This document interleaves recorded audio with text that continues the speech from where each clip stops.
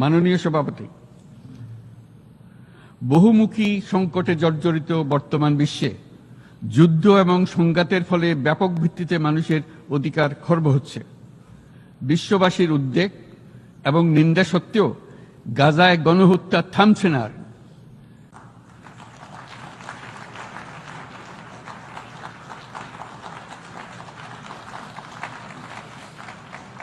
ফিলিস্তিনের মতো বিদ্যমান বাস্তবতা কেবল আরব কিংবা মুসলমানদের জন্যই উদ্বেগজনক নয়, বরং তা সমগ্র মানব জাতির জন্যই উদ্বেগের বিষয়।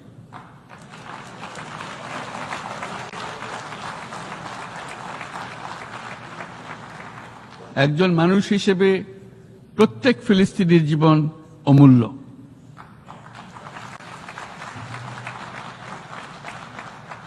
ফিলিস্তিনের জনগণের বিরুদ্ধে যে মানবতা বিরোধী অপরাধ হচ্ছে তার জন্য সংশ্লিষ্ট সকলকে দায়বদ্ধ করতে হবে।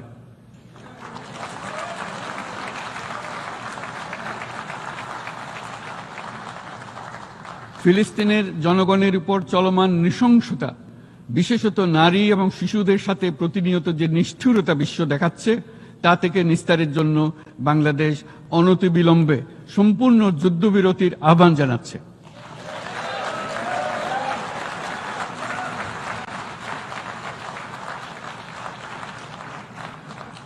দ্বিরাষ্ট্রভিত্তিক সমাধানেই মধ্যপ্রাচ্যে টেকসই শান্তি আনতে পারবে।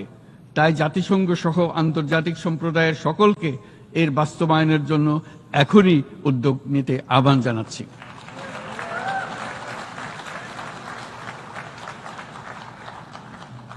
গত 2.5 বছর ধরে ইউক্রেনে চলমান যুদ্ধে বহু মানুষ প্রাণ হারিয়েছে।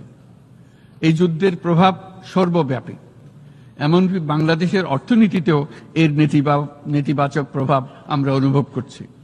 আমরা তাই উভয় পক্ষকে সংলাপে বসে বিরোধ নিরসনের মাধ্যমে যুদ্ধের অবসান ঘটানোর আহ্বান জানাচ্ছি।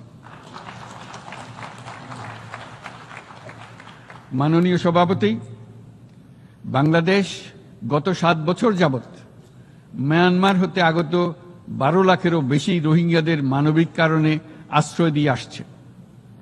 এর ফলে আমরা বিরাট সামাজিক, অর্থনৈতিক, পরিবেশগত ক্ষতির সম্মুখীন হচ্ছি। মায়ানমারের অভ্যন্তরীণ সমস্যা থেকে সৃষ্ট এই সংকট বাংলাদেশ ও আমাদের অঞ্চলের জন্য প্রথাগত ও অপ্রথাগত উভয় ধরনের নিরাপত্তা ঝুঁকির কারণ হয়ে দাঁড়িয়েছে। মায়ানমার থেকে বাংলাদেশে বলপূর্বক বাস্তুচ্যুত রোহিঙ্গাদের সহায়তা করতে আমরা অঙ্গীকারবদ্ধ। আমরা রোহিঙ্গাদের জন্য মানবিক সহায়তা কার্যক্রম চালু রাখা এবং তাদের টেকসই প্রত্যাবর্তন নিশ্চিত করার উদ্দেশ্যে আন্তর্জাতিক সম্প্রদায়ের পর্যাপ্ত সহায়তা অব্যাহত রাখার আহ্বান জানাচ্ছি। রোহিঙ্গাদের সাথে সংগঠিত হওয়া ব্যাপক ভিত্তিক মানবাধিকার লঙ্ঘনের জন্য আন্তর্জাতিক বিচার আদালত এবং আন্তর্জাতিক অপরাধ আদালতে চলমান বিচার প্রক্রিয়ার মাধ্যমে ন্যায় বিচার নিশ্চিত করাও সমানভাবে গুরুত্বপূর্ণ। রোহিঙ্গারা যাতে নিজ দেশে স্বাধীন এবং মর্যাদাপূর্ণ জীবনযাপন করতে পারে, সেই লক্ষ্যে অনুকূল পরিবেশ তৈরিতে জাতিসংঘ অন্যান্য আন্তর্জাতিক প্রতিষ্ঠানের ধারাবাহিক প্রচেষ্টার প্রশংসা দাবিদার। এই লক্ষ্যে রোহিঙ্গারা যাতে পর্যাপ্ত নিরাপত্তা ও অধিকার নিশ্চিত করে তাদের নিজ ভূমি রাখাইনে ফিরে যেতে পারে, তার পথ সুগম করা অত্যন্ত দরকার।